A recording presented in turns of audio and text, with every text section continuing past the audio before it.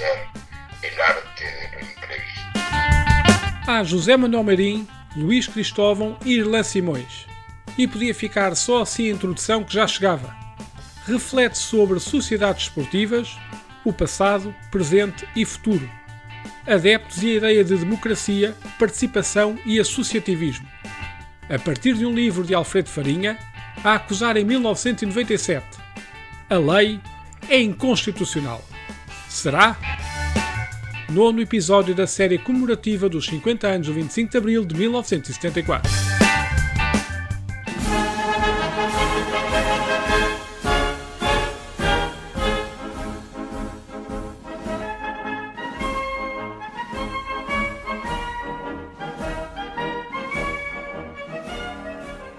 O nosso problema, por exemplo, é que há muitas sociedades esportivas nos campeonatos distritais, ou seja, em competições esportivas não profissionais.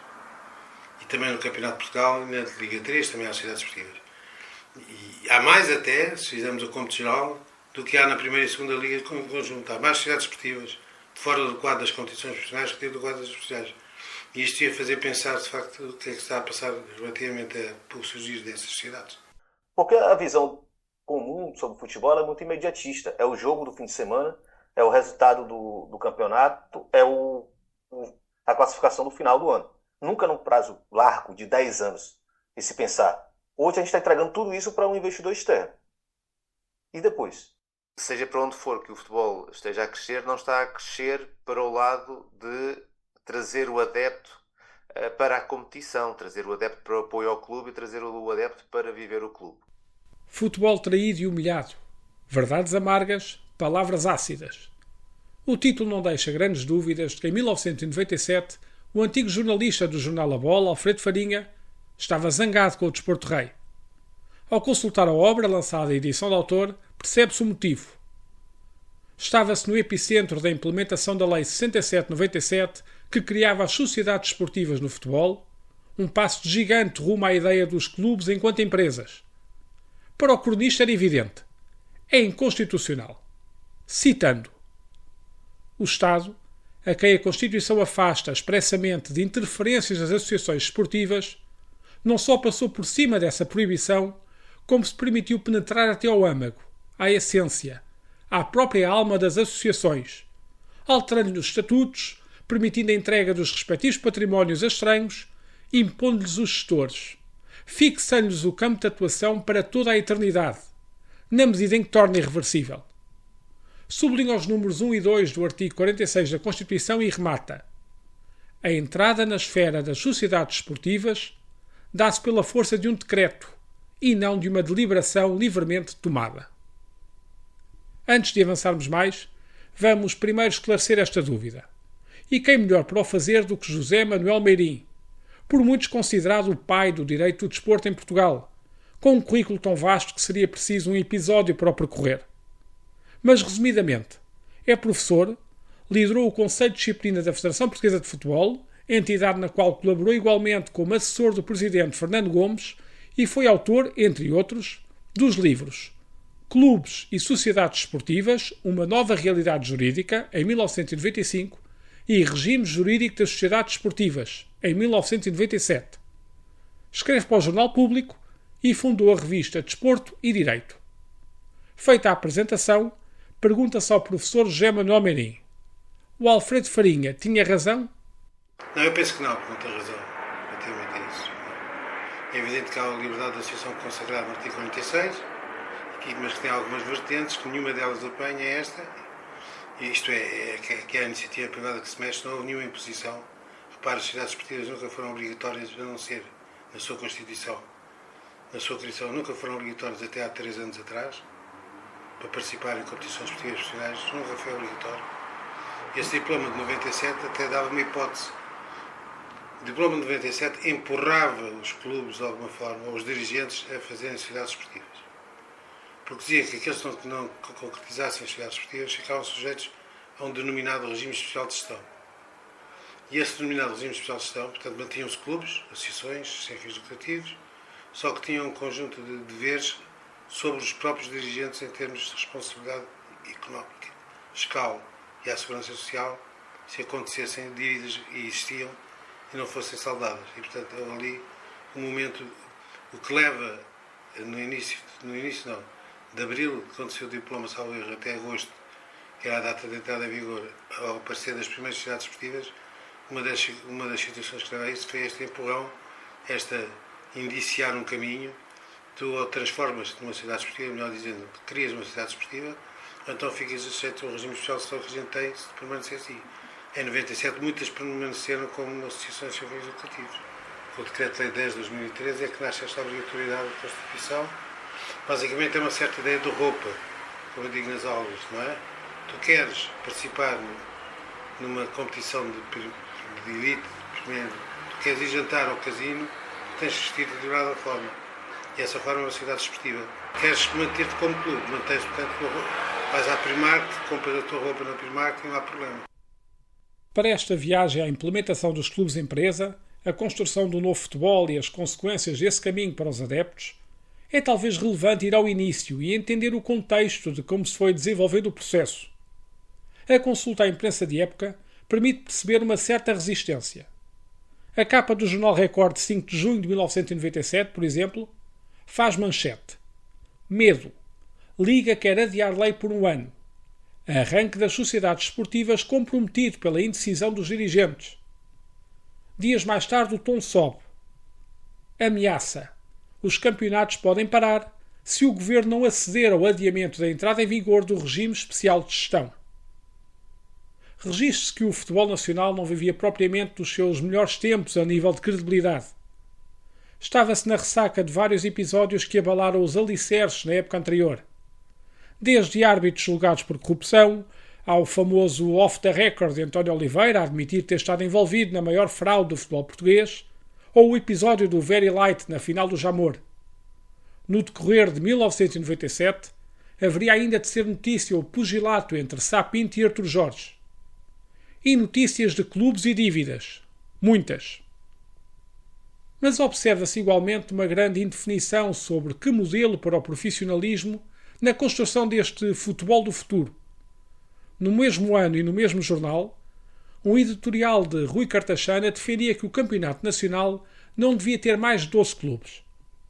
Pouco tempo depois, no mesmo jornal, um artigo de opinião de Aurélio Márcio apontava em sentido diferente.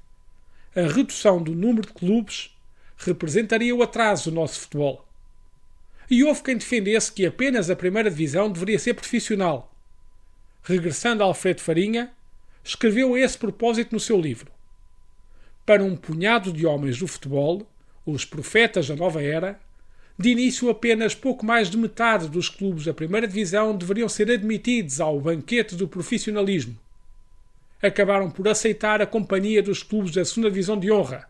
Fizeram-no, já se vê, a contragosto.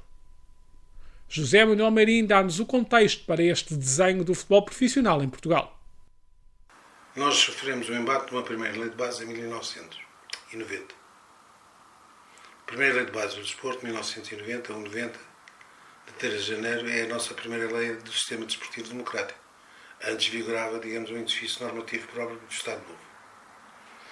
E essa lei pretende, ainda de forma inadequada, primária, digamos assim, recolhendo algumas experiências, particularmente a francesa, pretende dar a resposta ao desporto profissional.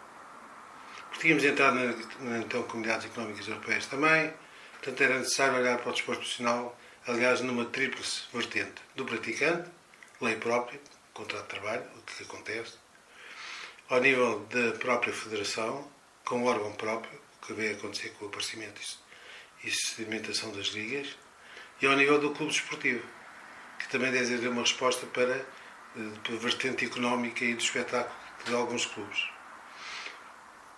Isto veio a conduzir que mais tarde esse conceito de desporto profissional fosse, digamos assim, transformado com maior rigor, e é hoje a baliza, digamos, fundamental neste segmento, pelo conceito de competição desportiva profissional. Porque havia muitas confusões sobre o que era ou não era profissional, e portanto, desporto profissional o que é que não é aquele que tem praticantes esportivos, profissionais, não é, etc. E portanto nasceu aí, do ponto de vista legislativo, em 1996, uma alteração à lei de bases e em diplomas posteriores, e até hoje, nasceu o conceito de competição desportiva profissional. E aí sim, aí há uma marca da presença do Estado, grande. O nosso Estado, aliás, é verdadeiramente intervencionista na área do desporto, particularmente no federado. E então, qual é o percurso, e houve várias situações, qual é o percurso para se chegar à qualificação da competição desportiva profissional? Quem decide, em última análise, que uma competição do basquete, do futebol, do voleibol, do futsal é uma competição desportiva profissional? É o Estado. Não são os próprios. Não são os intervenientes. Há um processo próprio que já vem com alterações legislativas, portanto, mas está mantido o processo, a ideia é a mesma. Há um processo próprio que leva a que, com base em alguns critérios e parâmetros definidos pelo Conselho Nacional do Desporto, que dá um parecer sobre essa matéria, o Governo venha a homologar ou não que uma determinada competição desportiva profissional é profissional ou não. Nesse sentido, há definições legais, há várias definições legais, há diplomas que definem logo quais são as competições profissionais, e há outras, como todas elas tiveram, o processo próprio, o handball teve, o basquetebol teve, o futebol teve, através por esta via mais complexa, se fizer, mais fácil, a lei dizer que são estas e aquelas e acabou. E basicamente hoje mantém-se esse quadro que está aí. A gente verdadeiramente tem competições desportivas profissionais só no futebol, não há mais nenhuma. Não há despachos nem qualquer outra configuração. Primeira e segunda liga e taça da liga, por apêndice. Todas as outras ligas que se chamem no basquetebol, no handball, no voleibol, não são competições desportivas profissionais, não passaram esse crivo e é um sinal próprio da intervenção pública em Portugal no desporto, é exatamente isso. Quem tem a última palavra não são os próprios clubes que participam na competição, não são as entidades que organizam as competições, seja a Federação, seja a Liga, não. Acompanham o processo, podem projetar o processo, podem dar um impulso inicial, mas a última palavra é do Estado que qualifica, se verificados alguns parâmetros do ponto de vista de salários, instalações esportivas, etc., é que dá o amém, e a partir daí, com a qualificação de competição profissional, abre-se hoje em dia, já no passado era assim, mas agora abre-se delicadamente, 2 situações obrigatórias. Os clubes que participam têm que ser sociedades esportivas e tem que haver uma liga.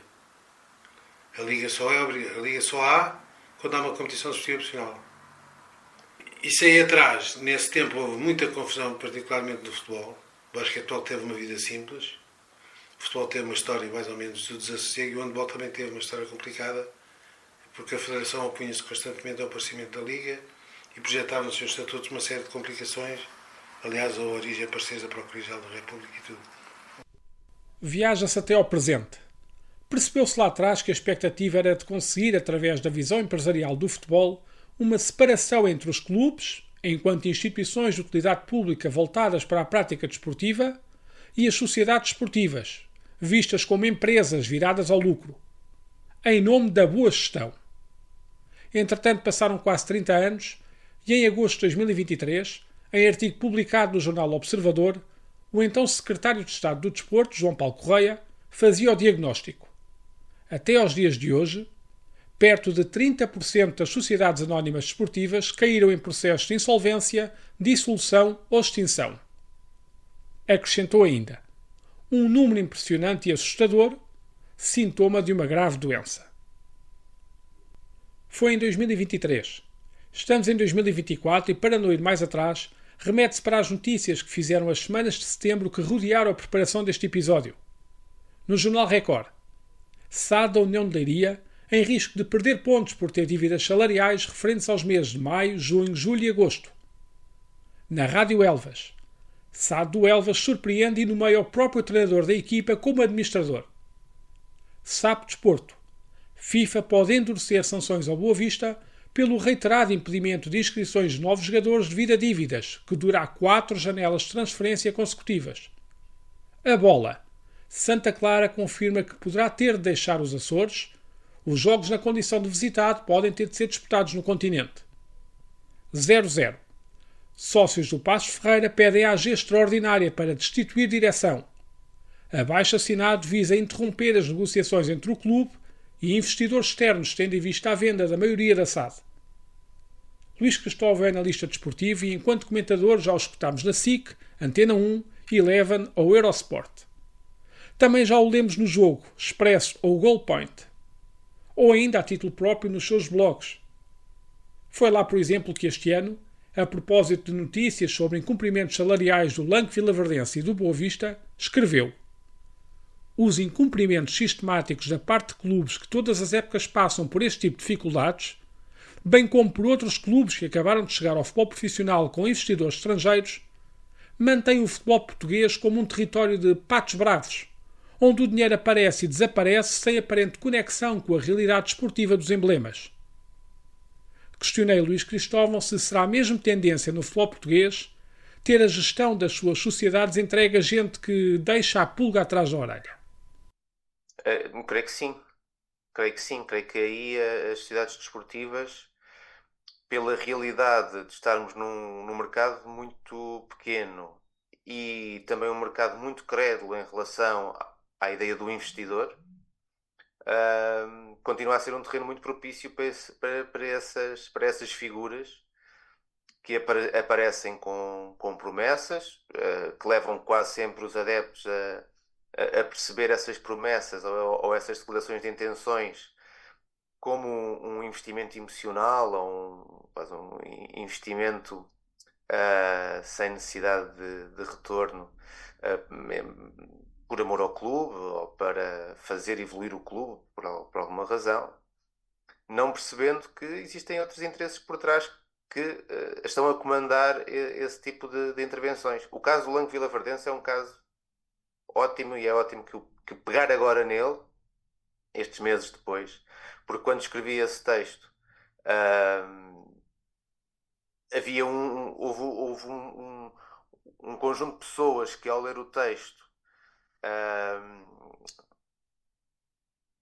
preferiu sublinhar o facto do investidor americano estar a salvar o Langue Vilaverdense e estar a garantir a existência do Langue Vilaverdense até final da temporada, e estar-se a falar de um pequeno custo, ou seja, utilizar um jogador de 45 anos que nunca tinha jogado na vida profissionalmente, ser um pequeno custo em termos de imagem também para o ganho que o Langue Vilaverdense teria, e a verdade é que ele só comprou aqueles minutos que teve em campo, não comprou mais nada. Portanto, o que ele pagou foi mesmo para jogar numa liga profissional, tirar umas fotografias com os amigos, ainda para mais no dia em que a equipa desce divisão, fazer ali uma grande festa no relevado.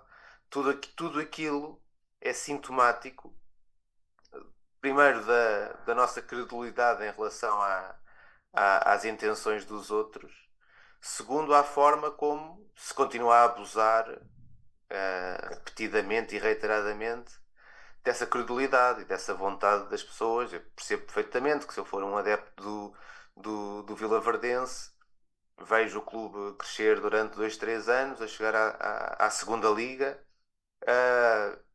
fico com esperanças de que as coisas corram bem, naturalmente. O que a experiência diz é que não vão correr. No caso do Langue Vilaverdense, creio que de forma quase circense as coisas não correram bem, não é? Ao ponto do próprio clube estar este ano a competir, mas com muitas dificuldades. O Langue também já se foi embora, não foi só este último investidor, o Langue também já desapareceu. Agora, noutros clubes, isso acaba por acontecer, essa sensação de que as coisas correm mal, essa experiência de que as coisas correm mal, tem sido processos de muitos anos, às vezes percebendo essa decadência que vai passando de investidor para investidor, de dirigente que é administrador de SAD, mas também é dirigente de clube, às vezes até em sentido contrário, pessoas que entram para administradores da SAD e que depois acabam por ficar como dirigentes do clube, capturando também aí um certo controle sobre a forma como o próprio clube se pode expressar. São muitos casos, são mesmo muitos casos. Não são todos, mas são mesmo muitos. O que me leva sempre a ter uma certa dúvida quando aparece algum tipo de investidor, uma certa dúvida sobre, já nem digo as intenções, mas é para onde é que este clube vai caminhar. Ou seja, quando chega um novo investidor a um clube, o que é que vai acontecer a esse clube num espaço de 4, 5, 6 anos? José Manuel Meirim escreveu na década de 90, em Leis do Sistema Desportivo, que a adoção das consequências da visão empresarial do desporto não pode pôr em causa aquilo que constitui, por assim dizer, uma herança cultural, um dividendo da história desportiva nacional, a saber, a natureza do clube desportivo. Oportunidade para lhe perguntar se o que se tem vindo a verificar no futebol português torna essa intenção uma realidade. Eu penso que não, mas penso que não tornam isso uma realidade e não me foco sequer nas principais sociedades esportivas nem na Primeira Liga. O nosso problema, por exemplo, é que há muitas sociedades esportivas nos campeonatos distritais, ou seja, em competições esportivas não profissionais. E também no Campeonato de Portugal e na Liga 3 também há sociedades esportivas. E há mais até, se fizermos o cômputo geral, do que há na Primeira e Segunda Liga conjunto. Há mais sociedades esportivas fora do quadro das competições profissionais que dentro do quadro das profissionais. E isto ia fazer pensar, de facto, o que é que está a passar relativamente ao surgir dessas sociedades, que são veículos de transmissão, muitas delas, de outros interesses, de empresários, por exemplo, e a linguagem que a gente tem, de agentes de futebol, por exemplo, é um dos casos, que para tornear uma série de aspectos, digamos, de impedimentos que têm, nomeadamente para ter influência no clube, acabam de cobrar o clube e adquirir o clube por via de uma sociedade esportiva. E depois temos uma série de investimento estrangeiro que é lá de difícil respeito ou de controle da sua própria integridade. Portanto, o problema das sociedades esportivas neste quadro, e houve até uma proposta nesse sentido, era de não haver sociedades esportivas nas competições desportivas distritais. A lei, neste caso o governo anterior, que propôs a lei, não aceitou, porque de facto é isso que se sente. Sente-se de facto que as sociedades esportivas que existem cá abaixo da Primeira e Segunda Liga, e que no fundo são sociedades esportivas com interesses diferentes, se quiser, das primeiras sociedades esportivas. Para Luís Cristóvão não está em causa apenas o afastamento entre clubes e as suas sociedades esportivas, mas entre as próprias comunidades e os seus emblemas. Entre outros, olha-se para as equipas que mudaram de cidade para disputar os seus jogos. Estamos a assistir em direto, não é? No caso do Belenenses é também um caso dramático desse processo até quase de separação para duas realidades do que era uma realidade una, não é? O clube e a sua sociedade desportiva. Temos assistido a tantos casos de clubes que vão perdendo capacidade porque se percebe que há menor capacidade de investimento e vão perdendo capacidade, tendo cortado também as suas ligações à própria comunidade. Um dos casos que eu acho que estamos agora a assistir é o caso do Vizela, que cresce até à Primeira Liga, fortemente associado à sua comunidade, ao apoio, com uma identidade muito própria que trespassava dos adeptos para o jogo, e hoje em dia vemos um Vizela sem grande capacidade de investimento, ou cada vez menor, e com uma forte contestação dos adeptos à equipa, que não é uma contestação só em relação ao treinador, é uma contestação em relação a toda uma política desportiva que claramente atacou a identidade que tinha sido criada. Esse tipo de exemplos, mesmo que no final das contas, mesmo que o Vizela se vá aguentar na Liga 2, estou aqui a falar do Vizela, é um exemplo, não é? Porque acho que pode acontecer com vários outros. Mesmo que se aguente na Liga 2 durante X anos, com resultados minimamente positivos a nível da gestão, isso diz muito pouco se um clube destes, ao fim de X tempo, acabar a jogar noutra cidade, com outra identidade, a tentar enganar outros adeptos, não é? E esse tipo de caminho é um caminho que não nos leva a lado nenhum. Estarmos, por exemplo, neste momento com um clube na Primeira Liga, com uma sociedade desportiva na Primeira Liga que não tem clube, não tem ligação a clube, não é? Está a inventar uma ligação ao clube ao qual alugou as instalações.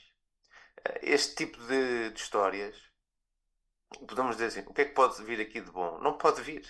Não pode vir. Mesmo que Vila das Aves hoje esteja satisfeita por ter uma equipa na Primeira Liga e poder ter, se calhar, durante mais um ano ou outro, o que é que de bom pode vir de uma sociedade esportiva que se instala, que tenta roubar a identidade de um clube com a sua história, que também já foi dizimado por outros investidores que no passado deixaram uma carga de dívidas que tornaram impossível a subsistência do Desportivo das Aves. E, portanto, não creio que nada nisto seja um caminho que nós possamos calcorrear com confiança, a considerar que para nós adeptos, para nós apaixonados do futebol, vamos estar a viver uma coisa melhor. Falas dos anos 90. Nos anos 90 vivemos aqui uns anos de ilusão.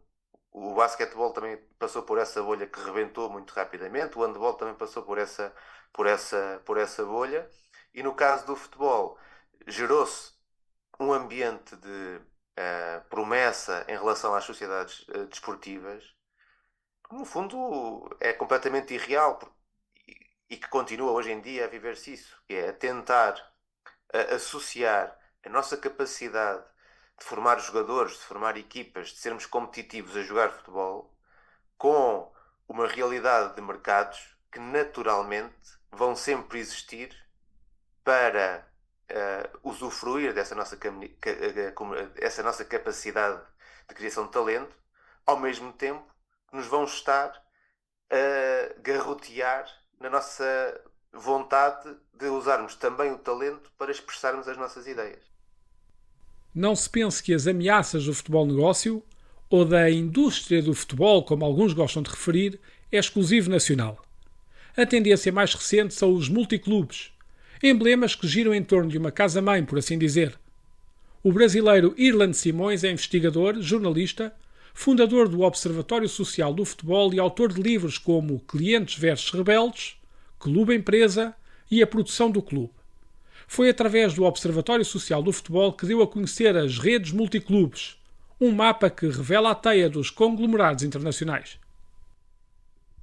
A nossa pesquisa original, né, a que eu fiz com o Jonathan Ferreira, a gente encontrou 270 ocorrências, que seriam 250 clubes vinculados a 90 redes. É um número menor do que tem sido trabalhado pelo Centro Internacional de Estudos do Esporte, que existe na Suíça, e um número bem menor do que o trabalhado pela UEFA. E aí existem outros levantamentos feitos por jornalistas, individualmente, também encontram aí mais de 300 clubes. Nós não alcançamos 300 clubes, mas eu imagino que boa parte desses clubes que estão além entram em outro critério que não nos interessava tanto. Clubes que estão em ligas profissionais, né? E clubes que têm assim, uma certa relevância, né? Porque eu imagino que muitos desses casos eles incluem clubes B, né? Clubes secundários, incluem times de outros esportes, por exemplo, né? No caso dos americanos, e não é a nossa intenção. Nosso objetivo era pegar os clubes de futebol profissional que estão sob o controle de uma mesma rede. Então, aí a gente encontrou 270 ocorrências, seriam 250 clubes. Esse número maior de ocorrência, porque em alguns clubes você tem mais de uma rede atuando, cerca de 22, 23 clubes, você tem a atuação de mais de uma rede, né? Uma rede é majoritária, a outra é minoritária, ou uma rede é minoritária e a outra é indireta, ou seja, investe através da empresa que de fato investe no clube. Então, é um cenário bem complexo. E como eram muitos números, né? Eram muitas redes, a gente resolveu filtrar, eliminar algumas redes, chegamos a eliminar 34 redes, que na realidade são os casos menos significativos, porque são redes com só 2 clubes, o que já não é lá uma grande configuração de rede de clube, né? É só uma relação entre 2 unidades. Aquelas que não estão em processo de expansão, não se formaram recentemente, eliminando também daquelas ligas que nós julgamos assim, semi-profissionais, que de fato não dá para considerar profissionalismo, de fato, né? Algumas ligas de segunda divisão em alguns países africanos, por exemplo, né? Quando a gente vai olhar a realidade desse clube, o modo de funcionamento é quase de um futebol amador. Então isso, para a gente, né, já está lidando com Chelsea, Manchester City, está chegando nesse nível de futebol, não fazia muito nexo, né, considerando a proporção do que são essas redes. Então o filtro foi muito nesse sentido. Aí nós chegamos, para finalizar, nós chegamos em 178 clubes diferentes, com vínculos com 56 redes multiclubes diferentes. Algumas com cerca de 18 redes com 2 clubes, 20 redes com 3 clubes, e as demais vão subindo aí nesse cenário. A fragilidade do modelo multiclubes ficou recentemente exposta pelo caso em torno da 777 Partners, fundo que detém participações em diversos emblemas de diferentes países e que se encontra a braços com problemas judiciais nos Estados Unidos, onde o seu método de atuação foi comparado a um esquema de pirâmide. As repercussões não se fizeram esperar nos clubes controlados pela empresa.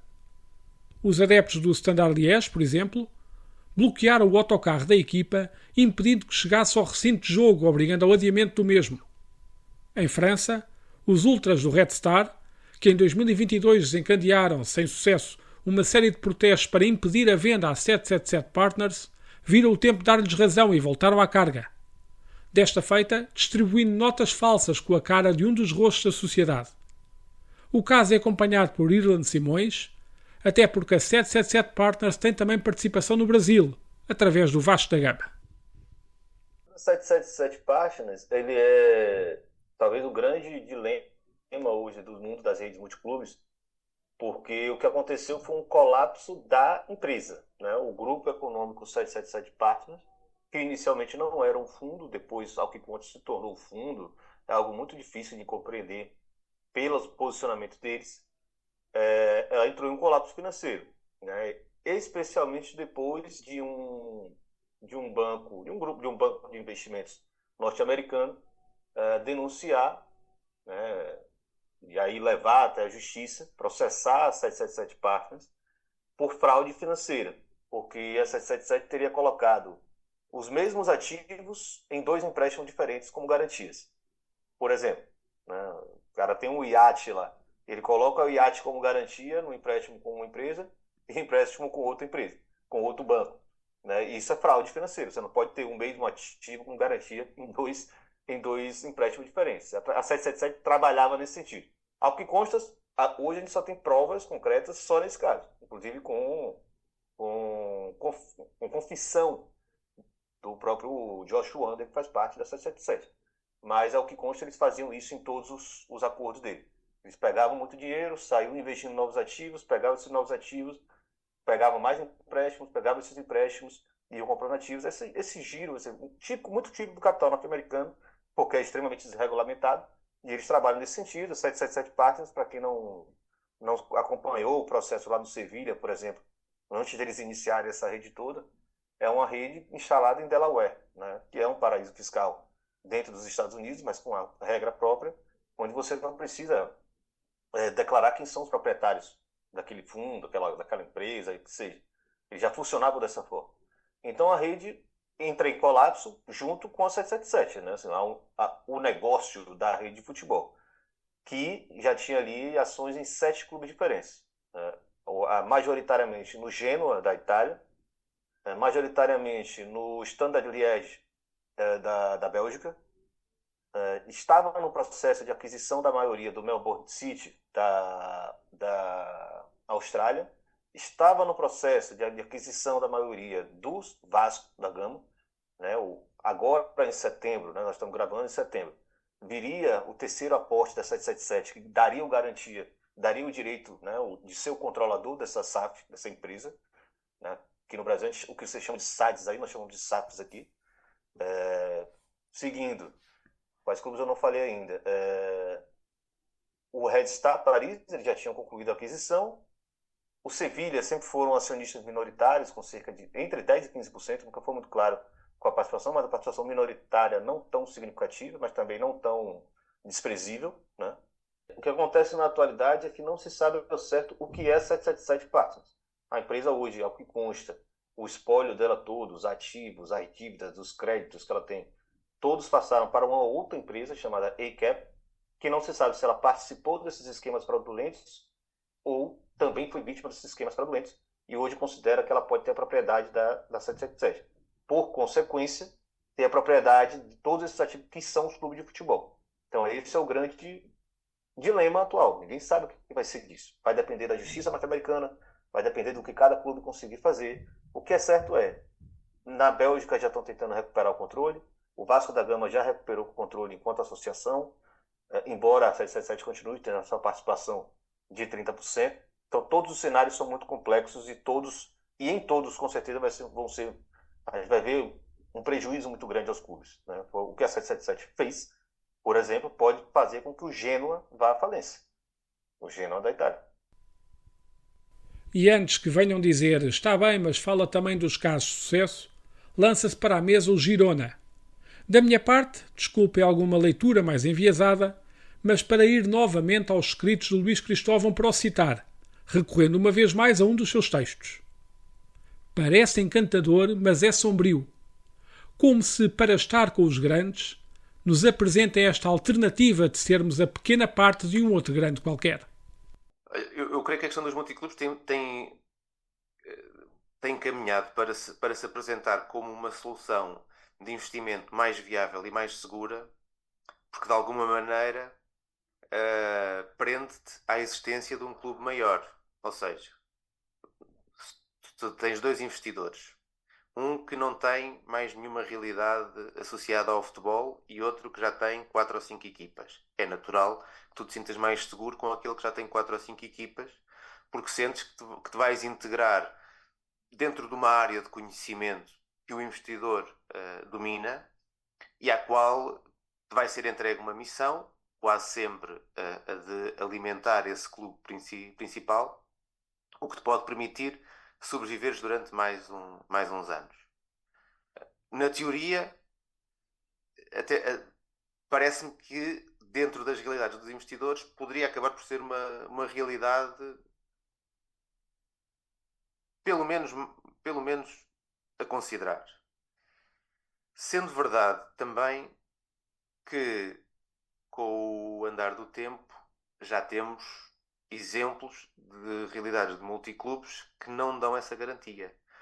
O Troyes, em França, pertencente ao Citigroup, é um bom exemplo disso. Foi uma equipa que foi subindo associada ao Citigroup até à Ligue 1, sendo que não foi a primeira vez que lá chegou, já era uma equipa que já tinha estado no passado nesse patamar, mas também pertencendo à mesma realidade, acabou por cair às divisões secundárias e eu creio que só não desceu mais uma divisão porque foi salva pela descida do Bordeaux.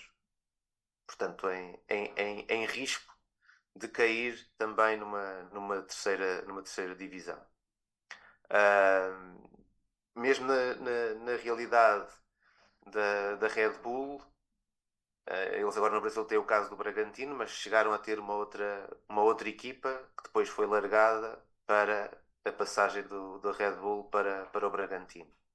Ou seja, também aí a experiência diz-nos que não haverá essa rede de segurança de, ao estarmos integrados dentro de um grande grupo, vamos poder beneficiar para o nosso clube de mundos e fundos. Aquilo que é certo é que quando entramos numa destas realidades de multiclubes, e estando nas linhas de baixo, aquilo que vai acontecendo, mal ou bem, é que por um lado há uma perda de autonomia, que no caso do Girona é muitas vezes apresentada como inexistente, ou seja, eles defendem a sua autonomia, mas estamos a falar de um clube que neste momento é gerido pelo irmão do Pep Guardiola e portanto há aqui digamos, um travão de segurança para determinados abusos, mas também estamos a falar de uma realidade que depois olhamos para as contratações, entradas e saídas e percebemos que podem estar a ser independentes dentro do menu que lhes é apresentado. O caso do Rio Ave é a mesma coisa. A Presidente do Rio Ave dá uma entrevista a dizer que todas as contratações do clube são decididas dentro do próprio clube, mas depois olhas para as entradas e saídas e percebes que o Olympiacos e o Nottingham Forest, que são as outras duas equipas do investidor no Rio Ave, têm um menu que foi apresentado para que o Rio Ave também pudesse fazer, não todas, mas pelo menos parte das suas escolhas. E a realidade transforma-se nessa. Aconteça o que acontecer, vai ser sempre um clube satélite. A existência do clube satélite, não sendo eu totalmente contra a sua existência, mas é uma realidade específica. Um caso em Portugal que durou ainda um conjunto de anos. O Lourinhanense, clube satélite do Sporting, antes do advento das equipas B. O Lourinhanense teve, de facto, durante uns anos, uma quantidade de jogadores e uma capacidade de estar na altura na segunda divisão B com uma capacidade competitiva elevada, mas aquilo não era o Lourinhanense, não é? Usava o equipamento do Lourinhanense, jogava na Lourinhã, mas não era o Sporting Clube Lourinhanense. Era uma estrutura que estava ali posicionada. Os adeptos do Lorguinense viam o jogo, eram clientes, viam o jogo, aplaudiam, mas não tinham nada a dizer sobre o que ali se passava.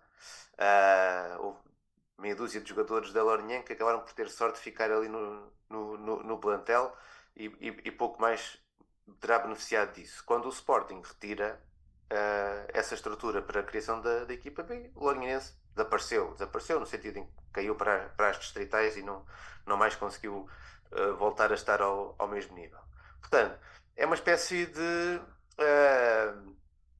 analgésico que tu tomas durante uns tempos em que estás completamente entregue às decisões do clube-mãe ou do investidor que tem esses vários clubes, e no dia em que o efeito passar, voltas a sentir todas as dores e a ter todos os problemas que tinhas antes. Já agora que o assunto é multipropriedade, permitam afastar um bocadinho, mas é que um dos dias da edição deste episódio coincidiu com o sorteio da Taça de Portugal. Tinha a secreta curiosidade em ver se porventura calhava um estrela da Amadora Sintrense. É que o jogador do emblema da Reboleira, Nani, é também um dos acionistas da SAD da linha de Sintra.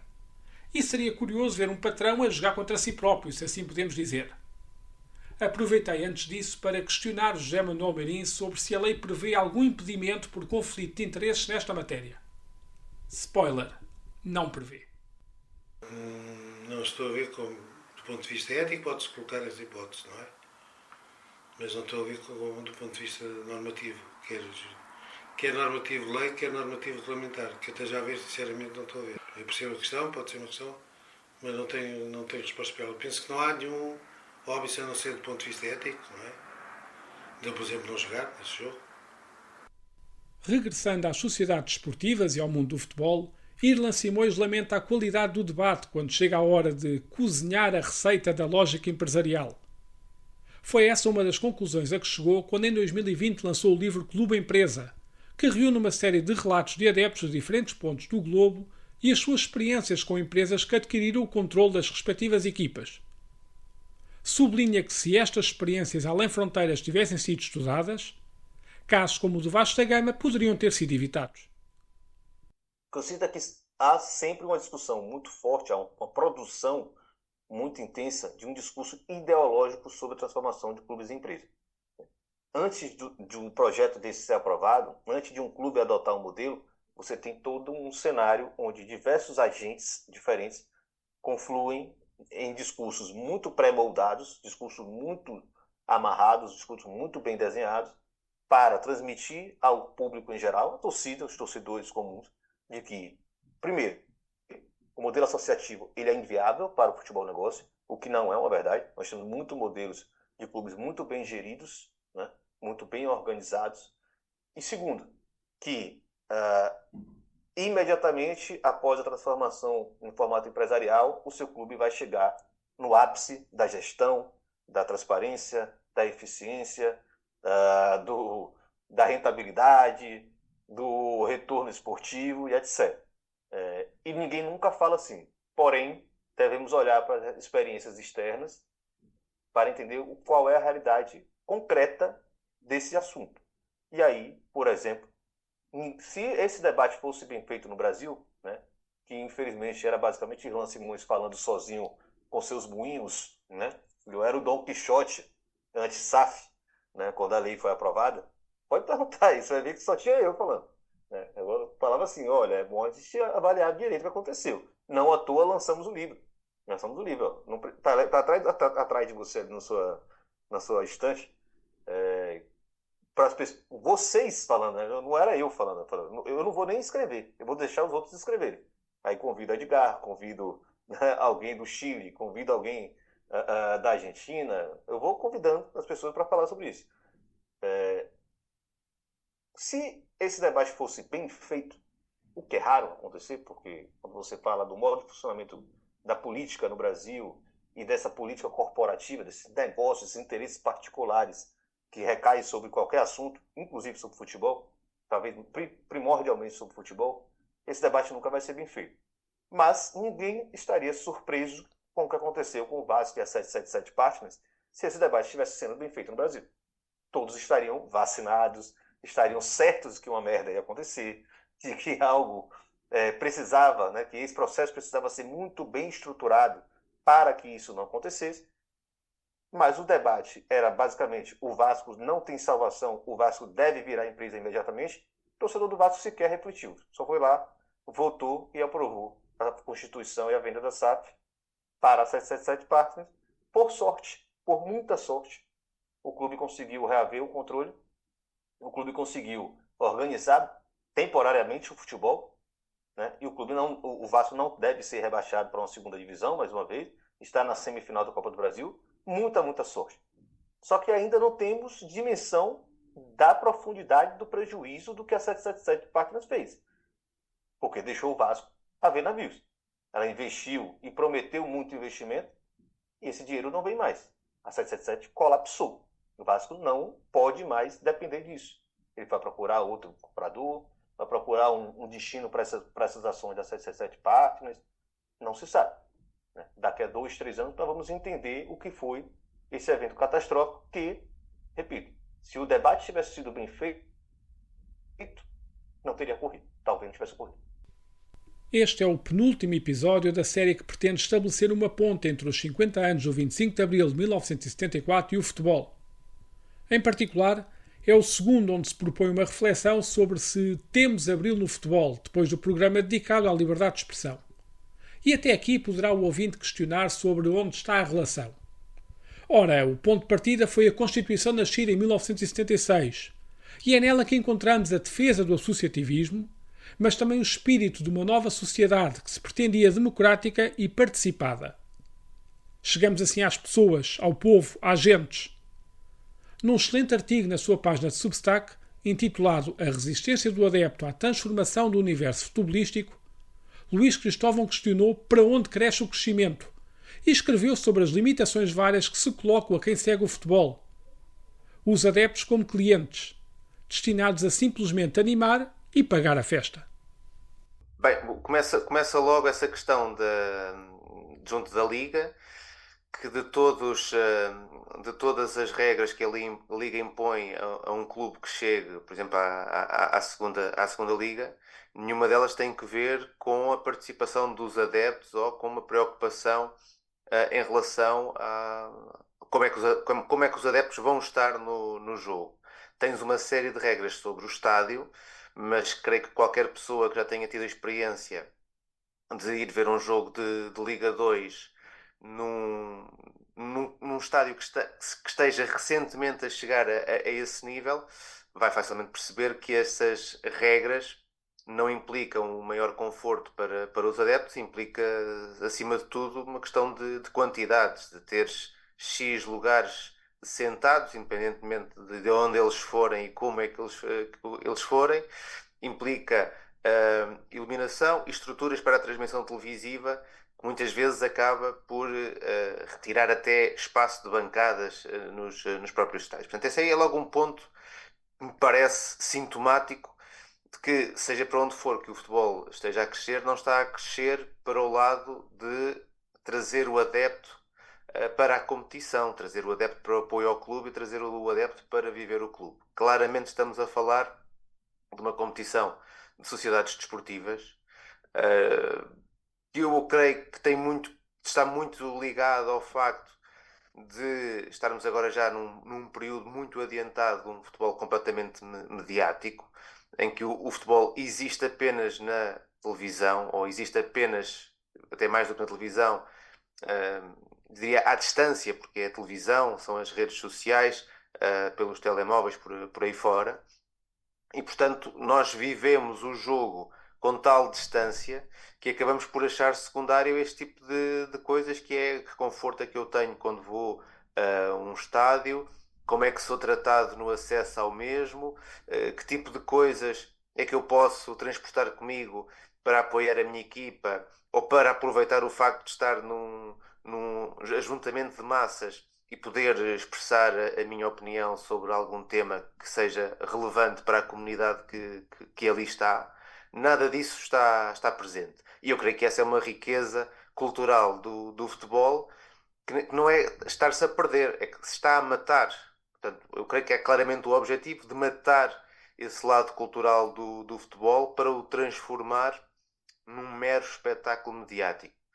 E naturalmente isso é de uma enorme pobreza para todos, para nós que já estamos mais conscientes disso, mas também para pessoas que não estarão tão conscientes, mas que estarão a perder muito daquilo que é a experiência do viver uma equipa, viver um clube, ter esse tipo de pertença, sentir esse tipo de pertença em relação ao desporto que é apaixonante. As sociedades esportivas e a complexidade dos casos a ela associados trouxeram novos protagonistas e uma burocracia na qual o adepto dificilmente se revê ou compreende. Em 1997, Dias Ferreira, reconhecido como dirigente e comentador do Sporting, afirmava, em tom que posso agora arriscar dizer premonitório, que o futebol será o próximo Eldorado dos advogados. Questionei José Manuel Meirinho sobre se atualmente, tão importante como o médio criativo ou o ponta de lança, é reforçar o plantel com um bom departamento jurídico, em linha com o protagonismo que ganharam.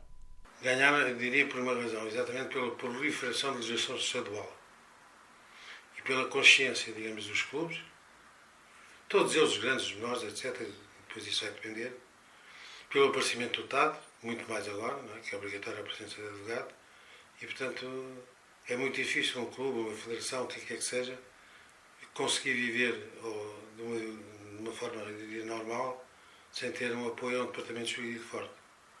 E são fortes os departamentos jurídicos de alguns clubes, os maiores, claro, e outros, e todos têm, digamos, advogados. Por isso é que, repare, eu coordeno uma pós-graduação na Católica que vai na 8ª edição, que é uma coisa raríssima, digamos assim, quer na Católica, quer em termos gerais de direito do desporto. Então, vai começar agora em outubro, a pós-graduação de direito do desporto, 8ª edição, porque de facto isto é um mundo que não só é apelativo pelo desporto, os candidatos gostam do desporto, têm interesse em saber como é que é isto, lei do Estado, lei das federações, etc., por aí fora.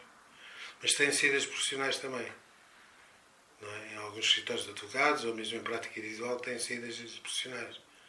E isto não é o Eldorado dos advogados, mas é um bom espaço hoje em dia. Não seria na altura, mas hoje em dia é um bom espaço de intervenção da advocacia. Começou-se no passado, falou-se do presente e agora colocamos os olhos no futuro. Em março de 2023, na Assembleia da República, a deputada Alma Rivera, do PCP, fez uma intervenção em reunião plenária. Pelo respeito à participação de todos os clubes nas competições esportivas. Estava em causa nova alteração ao regime jurídico das sociedades esportivas e a deputada criticava a limitação do acesso a competições profissionais a clubes que não se tenham constituído dessa forma. Questionava: por que se nega o direito de participação numa competição profissional a um clube apto apenas porque não se constitui como sociedade? Perguntei a José Manuel Meirinho se faria sentido alterar isso. O problema das sociedades ou dos clubes, ser uma forma ou ser outra, como disse há bocado, é um problema de roupa, não é? E que o Estado impõe. Tu vais para um determinado tipo de restaurante, tens de vestir com um blazer ou um fato, competições profissionais. Tu vais para uma festa do bairro, etc., podes ir à vontade, vais de calças de gangue, vai não sei o que mais, e portanto porque há mais exigências, e isso é um facto indesmentível, do ponto de vista jurídico e económico, quando há uma sociedade. Mais exigências de transparência, de informação, etc., às entidades públicas, e isso é mesmo um facto. Agora, não me causa nenhum transtorno, assim como a lei prevê que a sociedade esportiva possa existir em competições não profissionais, que os clubes possam, como tal, também participar em competições esportivas profissionais. Porque a raiz em Portugal, pelo menos, no início, isso em 95 não teve nenhum resultado prático, mas em 97 teve, a raiz, digamos assim, do aparecimento das sociedades esportivas foi de tentar liquidar tudo a zero com o empenhamento e o custo do clube, para que nascesse uma entidade nova em que se projetasse até a entrada em dinheiro, e houve entrada em dinheiro em 97, das sociedades esportivas. Portanto, foi uma forma de arranjar capital em 97 para as sociedades esportivas, esquecendo-se um pouco do clube, transferindo a parte do bolo que interessa para a sociedade esportiva, a equipa, os contratos de trabalho, os direitos todos, publicidade, o que é que seja, e portanto pretendendo começar, não diria do zero, mas quase uma vida nova e deixando as dívidas todas com o clube. E portanto fazendo que as participações fossem em dinheiro, quem viesse fora do clube não, o fundador não, mas quem viesse fora sim. Portanto, houve um momento em que houve dinheiro a entrar no futebol. Mais uma espécie de bombas de gasolina ou de bingo, etc. Em 97, 98, as primeiras sociedades esportivas viveram muito essa parte. Não é? Depois veio 2004, também ajudou, o Euro 2004, ajudou pelo menos algumas, não é? Em termos de alguns investimentos feitos nos Estados, por aí fora. Mas a partir desse momento, quer dizer, acontece o que acontece em Espanha também e, por outro lado, não é? As cidades começaram também a avolumarem dívidas ao Estado enormes. A Espanha foi mais longe no início, meteu aquilo na estaca zero, nós não metemos, e as dívidas são de um montante incrível do ponto de vista financeiro das sociedades esportivas ao Estado tributário e ao Estado da Segurança Social. Não tem volta a andar, é o sistema capitalista. Aliás, havia um autor que dizia que isto anda contra a economia. O futebol profissional é algo que não respeita a lógica da economia. Aquilo injeta-se dinheiro, quanto mais dinheiro injeta-se, mais dívidas existem. É um pouco isso que acontece. Não é uma solução milagrosa, uma SAD. Não é de todo. Uma SAD, uma SEDUC, o que seja, não é? E já que era de alterações que se falava, procurei saber o posicionamento de José Manuel Meirim quanto ao princípio da irreversibilidade, que aprisiona um clube ou uma sociedade esportiva para a eternidade e reserva ao associativismo o papel de meros espectadores. A lei prevê um dia a separação por vontade dos sócios. É impossível? Sim, claro que é. É impossível? É possível, é possível. É possível? Sim, por via legislativa seria possível alterar nesse sentido. Ou então até exigir aquilo que existe na Alemanha, que é 50% mais um para a presença do clube. Sim, é possível. Via com bons olhos disso? Eu via, em termos de liberdade, digamos assim, não está bem desta forma, não gosta daquela, vem para outra, portanto, esse. Em 67, em 97, perdão, o decreto-lei 107 de 97, quis, e depois mantém-se agora, separar o clube da SAD. O máximo possível. Exatamente para a SAD se ingrar uma nova vida. Sem dívidas, etc. Isso não foi alcançado. Sem dívidas e com resultados líquidos. Isso não foi alcançado, não é? E, portanto, não pode ser essa já a justificação para a existência das SADs. A justificação passa sempre, e aí sim, por um maior controle jurídico e económico, por parte do Estado e das suas entidades, CIRMV, etc., por aí fora. Mas, do ponto de vista da movimentação dos associados do clube, não vejo porque não houvesse outra razão para modificar e acabassem com essa certa ideia de irreversibilidade que existe, de uma vez SAD para sempre, cada vez mais condições possíveis. Mas aí tinha-se alterar a lei. No livro Clientes versus Rebeldes, de 2018, Irlan Simões alude ao que chama futebol de plástico e justifica essa expressão da seguinte forma: usaremos essa metáfora para simbolizar algo sem vida, inorgânico, como flores de plástico que enfeitam os apartamentos frios e mal iluminados. Objetos que estão ali para simular algo que deveria ter vida, quando qualquer observador nota que se trata de um mero enfeite artificial, de cores falsas e formas projetadas para imitar a realidade. Objetos feitos para enganar os sentidos, mas incapazes de fazê-lo. O que reserva o futuro para os adeptos? Um clube de futebol, para mim, ele só existe porque existe um público. Existem pessoas, uma comunidade por trás dele, né? Histórica, que ninguém consegue quantificar, sistematizar, né? Organizar numa planilha o que é essa comunidade. Ela existe ali atrás do clube. Uma vez que o clube é produzido por essa comunidade, e não importa se ele está no Brasil, em Portugal, na Inglaterra, em qualquer lugar do mundo, eu acredito que as pessoas que compõem essa comunidade devem sim ter algum tipo de controle sobre os rumos dessa organização, porque elas fazem parte da produção disso. Se não elas, as gerações anteriores, né, de pais, mães, avós, que seja, são as pessoas que no dia a dia estão produzindo aquele clube. E por isso que eu entendo que o modelo associativo ele é a única estrutura onde o torcedor pode participar de fato, com todas as suas contradições, com todos os seus problemas, né? Afinal, é uma sociedade de classe, as pessoas mais ricas vão se sobrepor, vão sair à frente, vão poder se candidatar e ganhar eleições. E eleições também não são momentos pacíficos, são momentos, né, bem agressivos, de atrito e etc. Mas o que eu entendo por clube de futebol é que deve ser algo que está sob o controle daquela comunidade. E não de alguém totalmente alheio àquela comunidade, que não tem relações de pertencimento, não tem relações de afeto com esse clube. Esse é o meu entendimento do mundo e do futebol.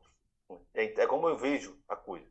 Tanto que eu falo que se me perguntarem se eu sou contra a SAF no Brasil, eu vou falar, eu nunca falei que eu sou contra a SAF. Eu só entendo a SAF como um meio, um instrumento que pode servir aos clubes para organizar suas dívidas, para receber algum recurso, etc. Eu só sou averso à ideia de que os clubes percam o controle da sua SAF, percam o controle do seu destino. Que os torcedores estejam totalmente alheios ao que vai acontecer com o futuro do clube. Porque a visão comum sobre o futebol é muito imediatista. É o jogo do fim de semana, é o resultado do campeonato, é a classificação no final do ano. Nunca num prazo largo de 10 anos. E se pensar, hoje a gente está entregando tudo isso para um investidor externo. E depois? Né? Qual a garantia que nós temos que ele quer algo, de fato, no mesmo nível que nós, que ele tenha a mesma ambição que nós temos, que ele tenha o mesmo zelo que nós temos? Por isso que me preocupa tanto entregar 90%, né, do capital de uma empresa que controla o futebol de um clube de futebol, que é, no fim das contas, uma comunidade que está por trás dele. Por isso que eu defendo clubes democráticos, por isso que eu defendo assembleias, por isso que eu defendo que os torcedores se associem, não fiquem de fora reclamando, mas se associem, participem politicamente do clube, porque isso deve ser um direito do torcedor, e por isso que eu acho que as SAFs devem se manter sob o controle do clube, vendendo ou não vendendo, adotando ou não adotando o modelo, e não sob o controle e os desígnios de uma pessoa que nunca pisou naquele estádio, que não cresceu com aquele sentimento, que não veste a camisa, que não é filho de um torcedor, que não se emocionou com aquilo, que não cresceu dentro naquele crescimento daquela arquibancada, que não fez uma tatuagem, sabe? Que nunca foi um torcedor. Eu acho muito estranho, né, aceitar com tanta facilidade que os desígnios da nossa comunidade sejam de outras pessoas. Pertencem a outras pessoas. O destino pertence a outras pessoas. Essa é a minha leitura sobre o clube de futebol. Como deve ser um clube de futebol. Né? E aí explica meus posicionamentos. E por que tanta crítica. E eu falo isso porque, eu já posso estar me alongando aqui, mas eu acho importante transmitir essa leitura, porque esse é um debate muito técnico. E quando é muito técnico, às vezes a gente esquece de falar que nós somos apaixonados por futebol, porque o futebol nos gera paixão, né? E nos gera amor por algo, né? E pertencimento, são o sentimento mais forte que nós temos. Essa leitura que eu tenho ocorre exatamente pelo que já aconteceu com o meu clube. Um clube que criou uma sociedade anônima, que vendeu o controle dessa sociedade anônima para um fundo de investimentos argentino, com pretensões globais. Esse fundo entrou em colapso financeiro, simplesmente abandonou o meu clube. Eles simplesmente não davam sinal de vida. Eles não apareciam em Salvador. Eles não diziam o que eles queriam com o Vitória. O Vitória teve que fazer uma nova eleição, eleger uma nova diretoria, viajar para Buenos Aires e falar para eles o que vocês querem do Vitória. Se vocês não querem, devolvam para nós. E nós vamos cuidar disso daí. E foi o que aconteceu.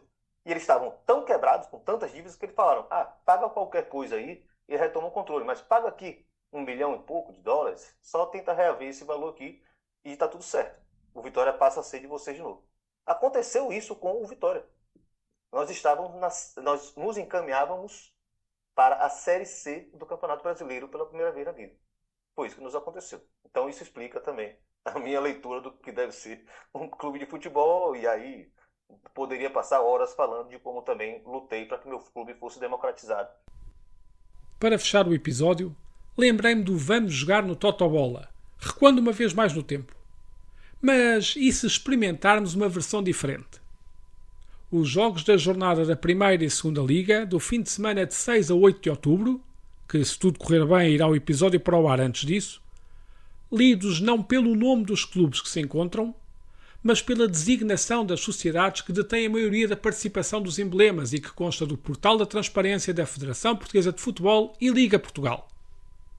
Antes disso, referir que toda a informação sobre os convidados deste episódio, os seus livros, blogs, substacks, estará reunida em publicação a isso exclusivamente dedicada nas próximas semanas em tomadeira.substack.com. Agora, vamos ao Totobola? 1x2. Segunda Liga. Cinto Verde Limitada, Clube Fundador. 2. Galáxia Régia SGPS, Robra GmbH Company. X. Clube Fundador. X. Onodera Holdings, Clube Fundador. 2. Playfair Limitada, For Gold Company. X. Tavistock Global Resources, F. Carpia Trades and Investments. X. Gradual Score Jubilant Advice Limitada. X. Ampartskalskabet AF Futebol Clube Alverca Consulting Limitada. X. Clube Fundador Pessoa Singular. 1. Primeira Liga RAH Sports Investment Quantum Pacific Management. X. Clube Fundador Adventure Domain. 1. Clube Fundador Icarus Business. 1. Clube Fundador Sigma Assessoria, Investimentos e Participações Limitada. 1. Clube Fundador. X. Clube Fundador Jogo Bonito Group. 1. Pessoa Singular Globalon Football Holdings. X. Clube Fundador. X. Clube Fundador Qatar Sports Investment Sundown Investments. 1.